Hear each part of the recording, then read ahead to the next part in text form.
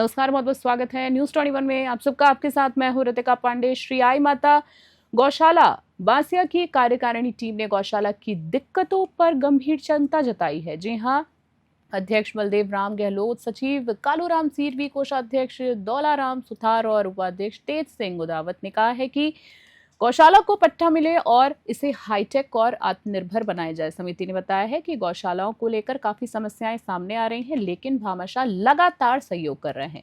Team ने मुख्यमंत्री भजनलाल शर्मा को 15% अनुदान बढ़ाने के लिए धन्यवाद दिया है और कहा है कि यदि भाजपा सरकार 12 महीने का अनुदान दे दे तो गौवंश के हरेचारे की समस्या पूरी तरह से समाप्त हो जाएगी। न्यूज 21 के वरिष्ठ संवाददाता सुनील खींची ने गौशाला टीम के साथ विकास कार्यों को लेकर विशेष चर्चा की है। कैमरा संचालन में संदीप कुमार उनके साथ हैं। आइए आपको भी सुनाते हैं। नमस्कार, आप देख रहे हैं न्यूज 21 और मैं आपके साथ सुनील खिची। दोस्तों, आपको पता है लगातार गौशालाओं से संबंधित मुद्दे मसले समस्याएं हैं, हम लगातार न्यूज 21 चैनल के माध्यम से हम उठा रहे हैं। आज श्री आई माता गौशाला समिति बासिया के अंदर पहुंचे हुए थे और यहाँ के जो अध्यक्ष, कोषाध्यक्ष और गौवाले जो हैं वो हमारे से लाइव तस्वीरों न्यूज 21 चैनल के माध्यम से जुड़े हुए हैं। तो अध्यक्ष साहब लाइव तस्वीरों में हमारे कैमरे से जुड़े हुए हैं, जो बलदेव जी गहलोत। उनसे खास बातचीत करते हैं कि कब से सेवा दे रहे हैं गौ माता में और कब से गौ माता की स्थापना हुई है, कितने गाँव से और सरकारी अनुदान कितना आ रहा है, और बात करते हैं निजी कितनी है और जन सहयोग कितना हो जाता है, और यहाँ बात करें समस्याओं की किस प्रकार है। सर, पहले तो हमारे चैनल में गहलोत जी आपका स्वागत है। बहुत बहुत स्वागत है आपका भी, बहुत स्वागत है। Thank you. तो गहलोत साहब, बात करते हैं कि कब से आपने गौ माता का जो अध्यक्ष पद पर विराजमान हुए और कब से गौशाला की स्थापना हुई है। बात करें मुद्दे मसले या समस्याओं के बारे में तो क्या आवाज़ पहुँचाना चाह रहे हो आप? मैं 2013 से गौ माता की सेवा में हूँ जी, लेकिन अब चल रहा है, काफ़ी 14 साल हो गए इसको। समस्या मेन हमारे है कि यदि सरकार जहाँ गौशाला चल रही है वो गोचर में चल रही है, तो गोचर ज़मीन जो गौशाला के लिए अलॉट कर दी जाए तो हमारे एक समस्या समाधान हो सकता है। है। तो बात करें बलदेव जी कि हम काफ़ी कार्यकारिणी टीम से मिले हैं गौशालाओं की, जो उनका मानना है कि जो 90% गौशाला हैं गोचर भूमि में, आपने अभी बताया ये उसका अतिक्रमण हटके पट्टे की भी मांग कर रहे हैं, ताकि एमएलए एमपी जिला प्रमुख प्रधान की या राज्य सरकार की, केंद्र सरकार की जो गौ माता के लिए योजनाएं हैं वो गौशालाओं में आ सके, ये भी मांग उठ रही है। हाँ, ये भी सही है, ये भी हो जाए ना सर, तो अच्छा हो जाए, गौ माता को सुविधा मिलने लग जाए।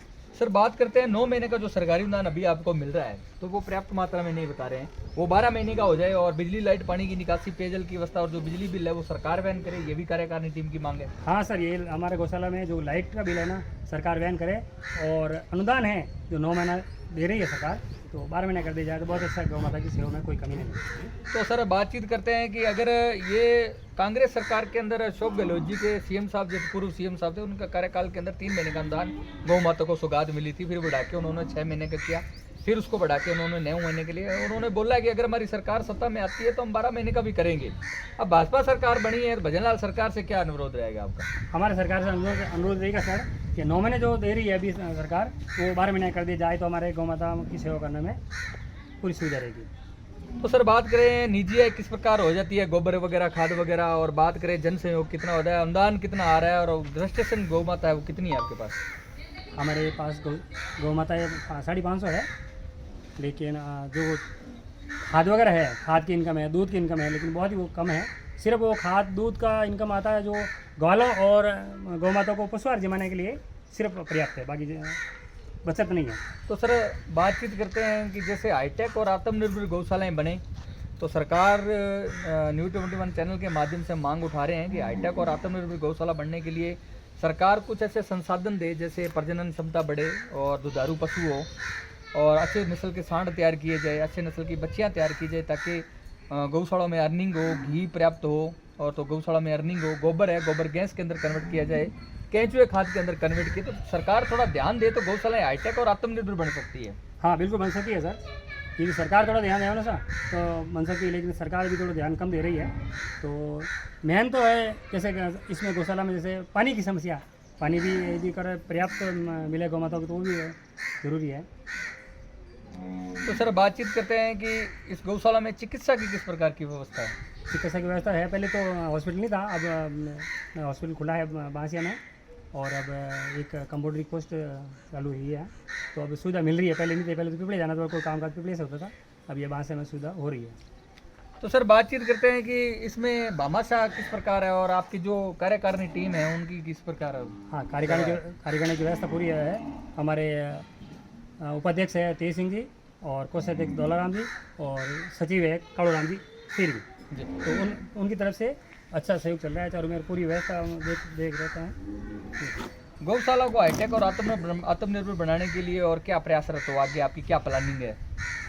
हाँ, गौशाला को हाईटेक बनाने के लिए यदि सरकार कुछ सहायता दे या कुछ योजनाओं के अंदर हमें योजनाओं के अंदर हमें लगा जोड़े हैं तो हम कुछ आगे बढ़ सकते हैं। तो सर बातचीत करते हैं कि गौशालाओं के अंदर जैसे किस प्रकार की स्थितियां हैं, अभी किस प्रकार की स्थिति है, क्या आप जितना अनुदान मिल रहा है या जन सहयोग आ रहा है या निजी आय है, क्या उससे पर्याप्त मात्रा में आप इनका पेट पालन पोषण कर पाते हो, या इससे भी थोड़ा अनुदान है जो 20 रुपये और 40 रुपये था उसको बढ़ाकर उन्होंने 22 और 44 किया।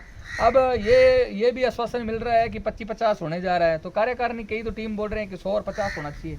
हाँ सर, ये अनुदान है ना सर, 50 और 100 कर दिया जाए ना तो इसमें काफ़ी हमें राहत मिल सकती है। गौ माता की सेवा करने में अच्छा सहयोग मिल सकता है। तो इसमें एमएलए एमपी जिला प्रमुख प्रधान की किस प्रकार की योजनाएं मिलती है आपको, क्या उनका कुछ मिलता है आपको समाधान। नहीं मिलता नहीं सर, हमारे ये गोचर है ना सर, गोचर में तो फिर हमारी खुद की ज़मीन हो तो ये मिलता है, लेकिन अब समस्या मेन वही है, पट्टे की मांग है आपकी। पट्टे की मांग है।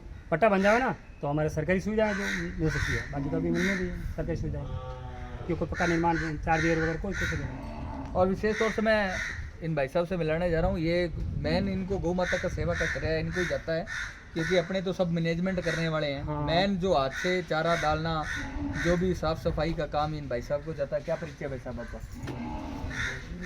हाँ बोलो, नाम बोलो।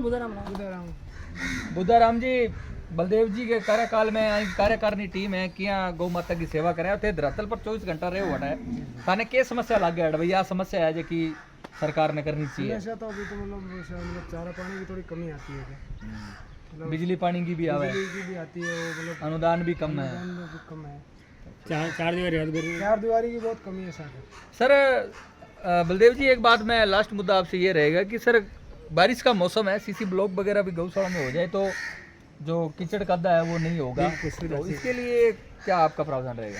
हाँ, ये भी करे सरकार कुछ अनुदान देवे और इसमें पक्का निर्माण के लिए कुछ पैसे देगा ना तो हमारी गौशाला एकदम साफ सफाई है वगैरह सुविधा रहती है। जी जी।